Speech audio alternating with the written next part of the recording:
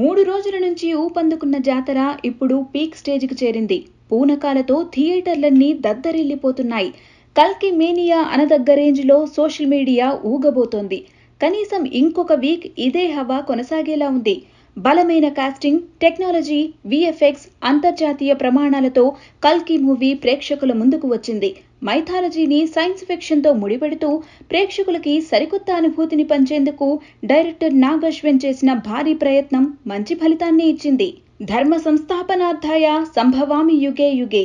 ఈ ప్రపంచం ప్రమాదంలో పడిన ప్రతిసారి ఒక అవతారం వచ్చి ప్రజలను కాపాడుతూ ఉంటుంది. అందులో ఈ యుగంలో వచ్చే అవతారం కల్కి అనేది పురాణాలు చెబుతున్న మాట. ఆ పాయింట్ని తీసుకుని కథ అల్లుకున్నాడు నాగ్ అశ్విన్. మహాభారతంతో మొదలై ప్రస్తుతం నడుస్తున్న ఫ్యూచర్ ప్రపంచంలో కథ నడుస్తుంది. చివరి దశలో ఈ భూమి మీద ఎవరో కొద్దిమంది మిగిలి ఉంటారు. వారు పడుతున్న కష్టాలు, ఒక రాక్షసుడు పేద ప్రజల మీద చెలాయిస్తున్న అధికారం, అక్కడి నుంచి తప్పించుకోవడానికి వారు చేసే ప్రయత్నాలు, మధ్యలో దేవుడు ఆవిర్భవిస్తాడు అని చెప్పడం, సుమతి గర్భంలో ఉన్న దేవుడిని కాపాడడానికి చేసే ప్రయత్నాలతో కథ నడుస్తుంది.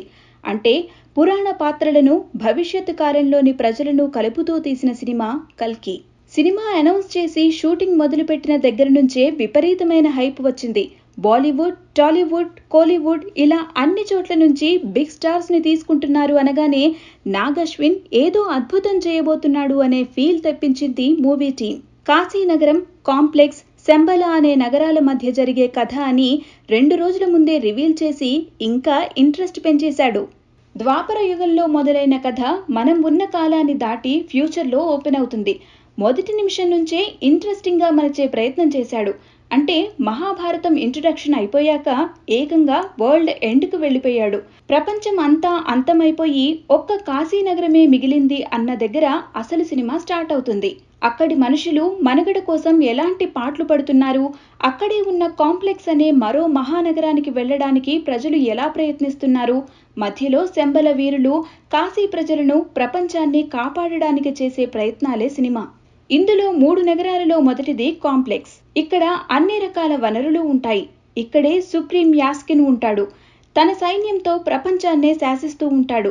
ఇక ఈ భూమి మీద అన్ని తిండి, నీళ్లు కూడా దొరకని నిర్జీవమైన దశలో కాశీ పట్టణాన్ని చూపించారు.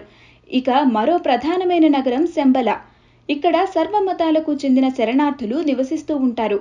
తమని కాపాడేందుకు ఏదో ఒక రోజు ఒక మహాయోధుడు వస్తాడని వీళ్లంతా నమ్ముతూ ఉంటారు.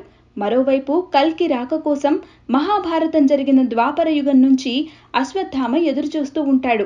భైరవ కూడా కాశీలోనే ఉంటూ కాంప్లెక్స్కు వెళ్ళడానికి ప్రయత్నాలు చేస్తూ ఉంటాడు. వరుసగా వచ్చే క్యారెక్టర్స్ ఫస్ట్ హాఫ్ మొత్తం నిండిపోయాయి. పరిచయం చేసే ఒక్కొక్క పాత్ర మనల్ని థ్రిల్ చేస్తూనే ఉంటుంది. అయితే మొత్తం 3 గంటల 10 నిమిషాల సినిమాలో 1.5 గంట మొదటి హాఫ్. ఇలా నటులను పరిచయం చేయడానికే ఫస్ట్ హాఫ్ అంతా తీసుకోవడంతో కాస్త బోర్ కొట్టినట్టు అనిపిస్తుంది. కథ కూడా నెమ్మదిగా నడిచిన ఫీల్ వస్తుంది.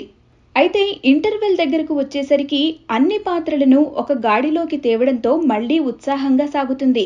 యాస్కిన్ గ్యాంగ్ నుంచి సుమతిని కాపాడడానికి అశ్వత్థామ, ఆమెను ఎత్తుకెళ్లడానికి భైరవ చేసే ప్రయత్నాలు, దాని వెనుక కథ. అసలు శంబల ప్రజలకు దీపికాకు ఉన్న రిలేషన్ ఏంటి? అసలు ఇంతకీ దీపికా పడుకొని ఎవరు? కమల్ హాసన్ క్యారెక్టర్ ఏంటి? హీరో ప్రభాస్ మంచివాడా చెడ్డవాడా?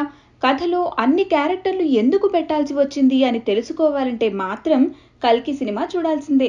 ప్రభాస్, కమల్ హాసన్, అమితాబ్ లాంటి స్టార్స్, క్యామియోల్లో కనిపించిన స్టార్స్, డైరెక్టర్ థ్రిల్స్ ఏమాత్రం తగ్గనివ్వరు.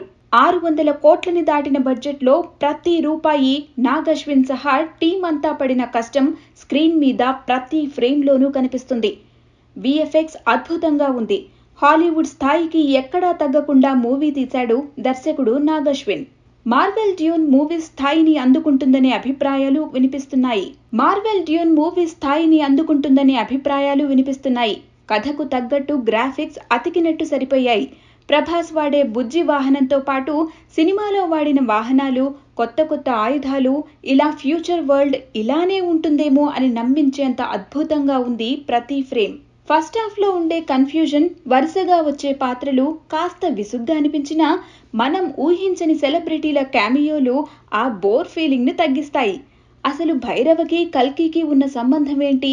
అశ్వత్థామని ఎదిరించి భైరవ యుద్ధం ఎందుకు చేయాల్సి వచ్చింది? మహాభారతంలో ఉండే కర్ణుడికి కలియుగం చివరిలో ఉన్న భైరవకి ఉన్న సంబంధం ఏమిటి?